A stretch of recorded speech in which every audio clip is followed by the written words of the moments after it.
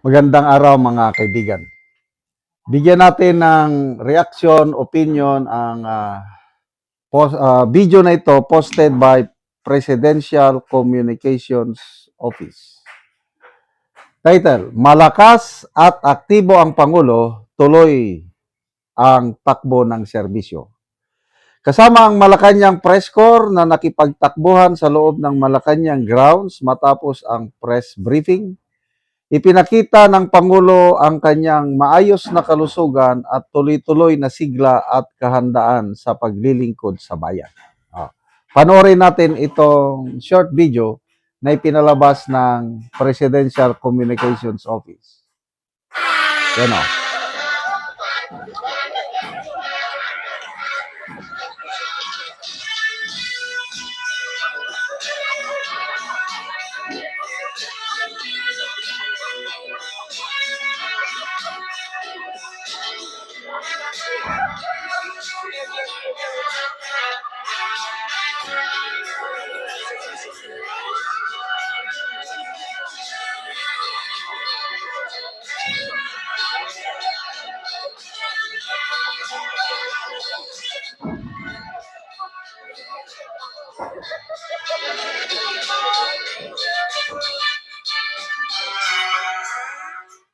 Okay. So, kung tignan mo lang yung video, parang okay naman pala siya. Kaya lang, I'm sorry kung ako, hindi pa rin ako naniniwala. Bakit? Marami ng technology ngayon, kayang-kayang gawin yan ng AI. Kung totoong malakas talaga siya, yung mga kasama niya, poros Malacanang Press Corps. Wala na rin akong tiwala sa mga nandyan kasi mga ano sila eh, mga ano ng mainstream media. Maniniwala lang ako, yung ganyan, mag-imbita sila ng mga vloggers. Example, sina Kipi Chu, sina Joey Di Bibre, sina Banat Bay,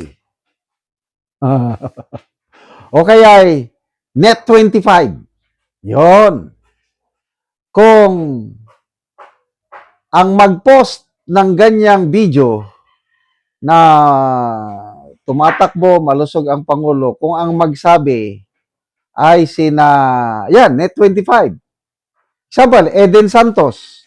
O kahit sino, basta ang magbalita, Net25. Maniniwala ako. O kaya sina Banat Bay. Yung mga DDS vloggers. Imbitahan nila si Banat Bay, Joey Di Bibre, Kipicho, sino pa? Teo Moreno. Yung mga MG Kiambao Reyes. Marami mga DDS vlogger na nandyan sa Metro Manila. Imbitahan nila. Yung PCO, wala. Ang trabaho ng PCO is para protektahan ang imahe ng palasyo ng Pangulo. Kaya wala akong tiwala sa PCO. In the first place, bakit ayaw nilang sagutin yung kapalpakan nila, I think Sunday o Monday? Bakit may lumabas na video na ang Pangulo Kuno, healthy and strong, nagtratrabaho, ang kasamahan niyang nagtratrabaho ay yung late, pumanaw na, namatay na Juan Ponce Enrile. Managpaliwanag na ba sila tungkol niyan? Wala pa. Kinalimutan na nila. Ba't ako? Hindi ko yung makalimutan. To me, panloloko yun. Panloloko sa taong bayan, iniinsulto nyo ang katalinuhan ng mga Pilipino sa pagpalabas ng ganong video na malusog nagtratrabaho ang Pangulo. Kaya lang very clear na matagal na yung video na yon. Hindi naman kami otso-otso na maniwala kaagad dahil nagpalabas kayo ng ganyang video. Kayang-kayang gawin yan ng AI. O, isa pa, yung picture na ipinost, nagtatrabaho ang Pangulo, katabi niya si dating Executive Secretary Lucas Bersamin. Hindi naman kami, we were not born yesterday, taga PCO, na maniwala kami kagad. O ano ba? Isa, yung mga taong malalapit sa Pangulo. Example, si Congressman Toby Chanco. Malapit yan sa Pangulo eh. Dahil magpinsan yung asawa nila. Kaya lang, independent-minded si Congressman Toby Chanco. Imbitahan nila si Congressman Chanco. Okay, si Congressman Chanco ang mag-interview. Oh, mga kababayan, nandito ako sa palasyo. Binisita ko ang Pangulo. At nandito siya ngayon, kausap ko siya. Sa paningin ko, maayos ang kanyang kalagayan. Oh, pag si Congressman Toby Chanco ang magsalita, pinaka-the best, paniniwalaan ko. Okay, para matuldukan ang issue nito, para matuldukan na, medical bulletin. Mga doctors nang magsabi. Kasi ang mga doktor hindi pwedeng magsinungaling. Eh bakit hanggang ngayon, walang official bulletin, medical bulletin, galing sa mga doktor? Si Auntie Claire lang magsasabi nga okay ako, si Presidente lang nagsasabi nga okay ako, hindi ako maniwala. Yang Claire na yan at sa kapatid ng Presidente. Dapat, ibang source. Yun na nga, doctors, si Congressman Toby Chanco, or yung mga DDS vlogger, imbitahan nyo sila at kung may pakita nyo na malakas. Oh, isa pa, si Atty. Guanzon, tinanggap niya ang hamon ng Pangulo na sa mga nag-alanganin na may sakit ako, come to the gym, exercise with me para makita who is stronger than me. O, tinanggap na Atty. Guanzon. Basahin nyo yung post niya. Pinapili niya, o anong gusto nyo, Mr. President? Sparring or wrestling?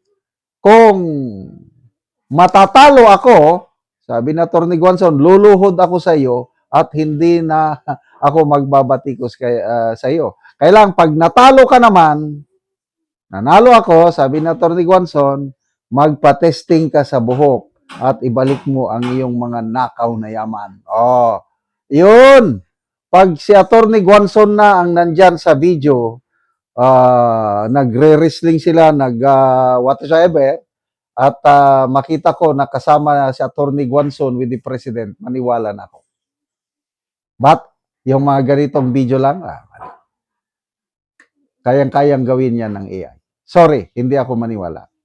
Salamat mga kaibigan sa inyong pagsubaybay sa channel nito. Nakakatulong kayo ng malaki sa tribong Talandig ng Bukidnon dahil ang sweldo natin sa channel na ito is pantulong sa tribo. Namimigay tayo ng libreng yero at pako para makapagpatayo sila ng mas maayos na tirahan. Panoorin nyo ang video na ito. Muna ni ang natabangan ng Mugyero. Sa sen kay makakuha na sa mong balay.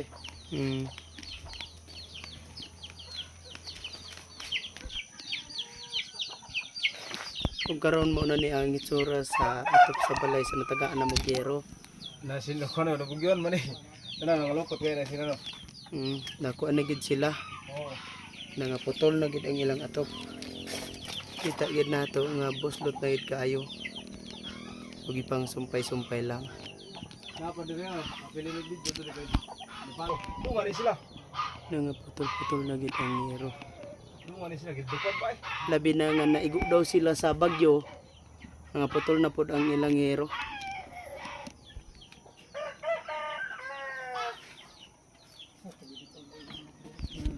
So karon pila ni katuig ang imong balay? Napulo na katuig. So dugay-dugay na gyud. So nagantos na gid mog ulan ani. Oo, tungod wa kay kakapalitan ni giro. Oo. So unsa ra day mong trabaho? Ay pagyuta ra. Kanang mag-uma lang. Oo, magumara. O kamay gid ang income. Mao gani. Say mapilyor pag yun. Maperil pag yun. Di ka bawi na igo ra gid pagkaon. Lagi. So pila ka buok ang imong anak? Isa pa man. Isa pa. So kuan gyud. Asa day mong asawa karon? Tuwa dito. Ay, so naglakaw siya. Oo. Lagi.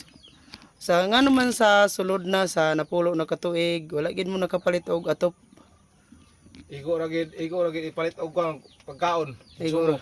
Iguro gid sa konsumo. Napay gid pa eskwela na Na pa di na estudyante. to matabang ng pagpalit og sin kay wala na gid og kuan, wala na yung budget.